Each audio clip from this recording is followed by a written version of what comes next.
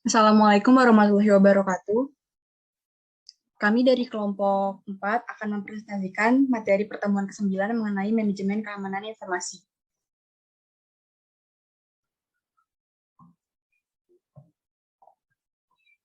Anggota kelompok kami yang pertama ada Erwin Alexander, Isika Julianti, Febrina Sitorus, Agil Kartika Sari, Mutia Hanjani, Fitria Handayani.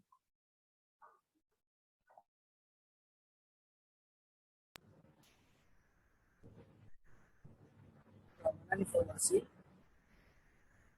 Keamanan informasi adalah menjaga informasi dari ancaman yang terjadi dalam upaya menjamin kelangsungan bisnis, mengurangi tingkat risiko dan mempercepat dan memaksimalkan pengambilan keputusan investasi serta peluang bisnis.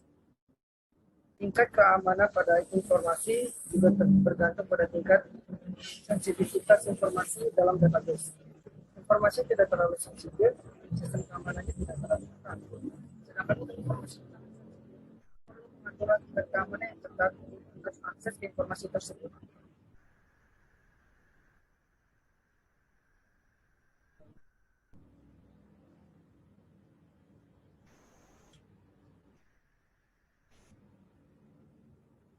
Keamanan secara umum dapat diartikan sebagai quality or state of being secure to be free from danger. Contoh, tinjauan keamanan informasi sebagai berikut. Yang pertama, physical security. Strategi memfokuskan untuk mengamankan anggota organisasi, aset fisik, akses tanpa otorisasi dan tempat kerja dari berbagai ancaman meliputi bahaya kebakaran. Yang kedua, personal security. Strategi yang lebih memfokuskan untuk melindungi orang-orang dalam organisasi. Yang ketiga, operation security. Strategi untuk mengamankan kemampuan organisasi atau perusahaan untuk bekerja tanpa gangguan ancaman. Keempat, communication security. Strategi yang bertujuan untuk mengamankan media informasi dan teknologi informasi. Yang kelima, network security. Strategi memfokuskan pengamanan peralatan jaringan pada data organisasi.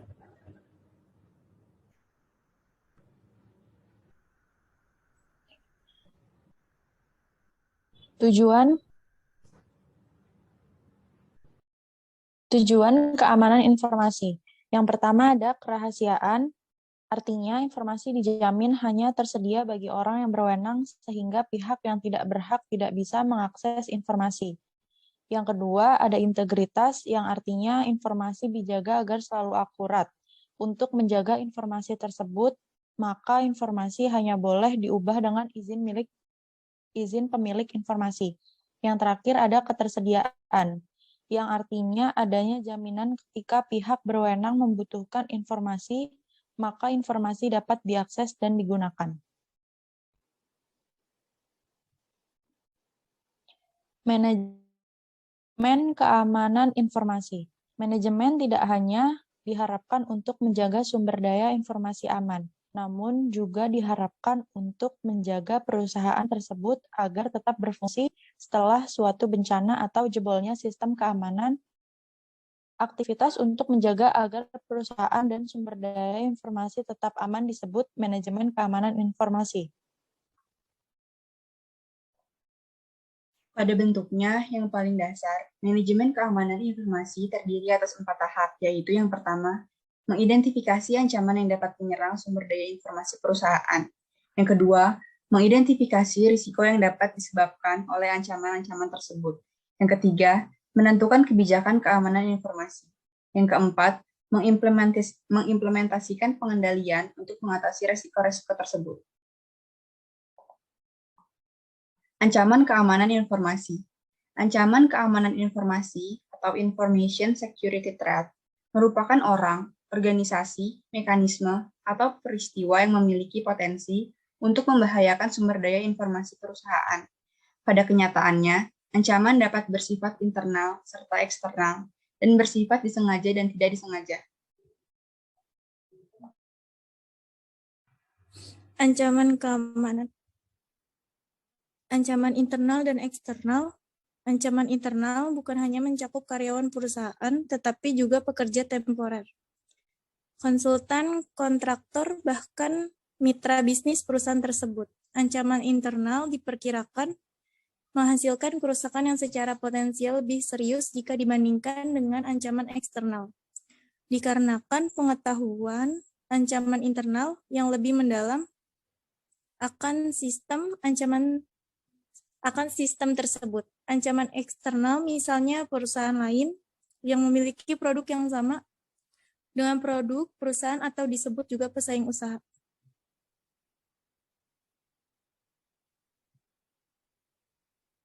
Jenis-jenis ancaman. Malicious software atau malware terdiri atas program-program lengkap atau segmen-segmen kode yang dapat menyerang suatu sistem dan melakukan fungsi-fungsi yang tidak diharapkan oleh pemilik sistem. Fungsi-fungsi tersebut dapat menghapus file atau menyebabkan sistem tersebut berhenti. Terdapat beberapa jenis piranti lunak yang berbahaya, yakni pertama ada virus, adalah program komputer yang dapat mereplikasi dirinya sendiri tanpa dapat diamati oleh si pengguna dan menempelkan salinan dirinya pada program-program yang boot sector lain. Yang kedua ada worm, program yang tidak dapat mereplikasikan dirinya sendiri di dalam sistem, tetapi dapat menyebarkan salinannya melalui email. Ada Trojan horse, program yang tidak dapat mereplikasi atau mendistribusikan dirinya sendiri, namun disebarkan sebagai perangkat. Ada adware, program yang memunculkan pesan-pesan iklan yang mengganggu. Lalu ada spyware, program yang mengumpulkan data dari mesin pengguna. Manajemen risiko. Manajemen merupakan satu dari dua strategi untuk mencapai keamanan informasi. Risiko dapat dikelola dengan cara mengendalikan atau menghilangkan risiko atau mengurangi dampaknya. Pendefinisian risiko terdiri atas 4 langkah. 1. Identifikasi aset-aset bisnis yang harus dilindungi dari risiko. 2. Menyadari risikonya. 3. Menentukan tingkatan dampak pada perusahaan jika risiko benar-benar terjadi. 4. Menganalisis kelemahan perusahaan tersebut.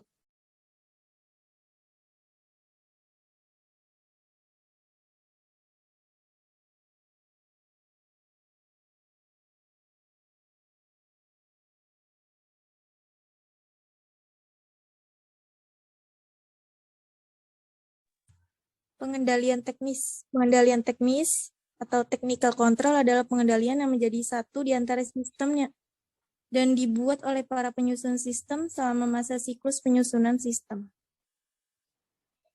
Di dalam pengendalian teknis, jika melibatkan seseorang auditor internal di dalam tim proyek merupakan satu cara yang amat baik untuk menjaga agar pengendalian semacam ini menjadi bagian dari desain sistem. Kebanyakan pengendalian keamanan dibuat berdasarkan teknologi piranti keras dan lunak.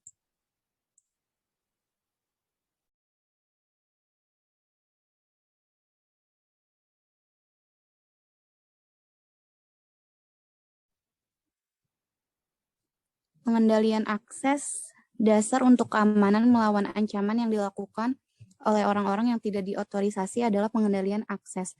Alasannya sederhana, jika orang yang tidak diotorisasi tidak diizinkan mendapatkan akses terhadap sumber daya informasi, maka pengerusakan tidak dapat dilakukan. Yang kedua, sistem deteksi gangguan.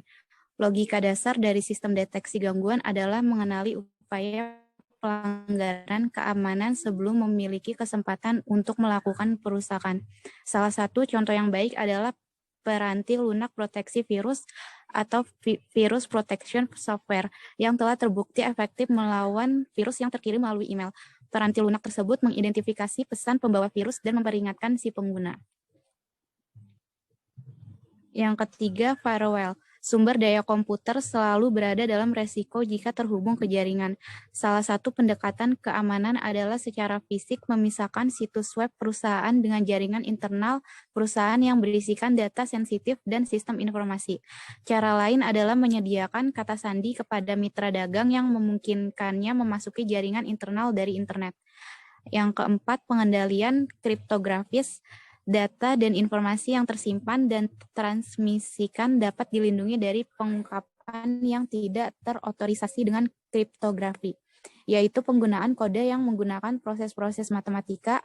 Data dan informasi tersebut dapat dienkripsi dalam penyimpanan dan juga ditransmisikan ke dalam jaringan. Jika seseorang yang tidak memiliki otorisasi memperoleh akses enskripsi tersebut akan membuat data dan informasi yang dimaksud tidak berarti apa-apa dan mencegah kesalahan penggunaan. Yang kelima, pengendalian fisik. Peringatan pertama terhadap gangguan yang tidak terotorisasi adalah mengunci pintu ruangan komputer. Perkembangan seterusnya menghasilkan kunci-kunci yang lebih canggih, yaitu dibuka dengan cetakan telapak tangan dan cetakan suara, serta kamera pengintai dan alat penjaga keamanan. Perusahaan dapat melaksanakan pengendalian fisik hingga pada tahap tertinggi dengan cara menempatkan pusat komputernya di tempat terpencil yang jauh dari kota dan jauh dari wilayah yang sensitif terhadap bencana alam seperti gempa bumi, banjir, dan badai. Pengendalian formal. Pengendalian formal mencakup penentuan cara berperilaku, dokumentasi prosedur dan praktik yang diharapkan, dan pengawasan serta pencegahan perilaku yang berbeda dari panduan yang berlaku. Pengendalian ini bersifat formal karena manajemen menghabiskan banyak waktu untuk menyusunnya, mendokumentasikannya dalam bentuk tulisan, dan diharapkan untuk berlaku dalam jangka panjang. Peraturan-peraturan lembaga ini umumnya tertulis dan sudah distandarisasi. Contohnya, sebuah perusahaan sudah membuat aturan mengenai kenaikan pangkat, gaji, atau cuti beserta sanksi-sanksinya. Pengendalian informal. Pengendalian informal mencakup program-program pelatihan dan edukasi serta program pembangunan. Dan ini ditunjukkan untuk menjaga agar para karyawan perusahaan memahami serta mendukung program keamanan tersebut. Contohnya aturan yang berlaku dalam keluarga atau kelompok bermain.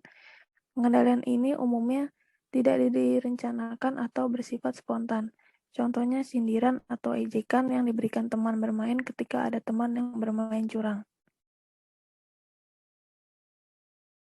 Sekian, terima kasih.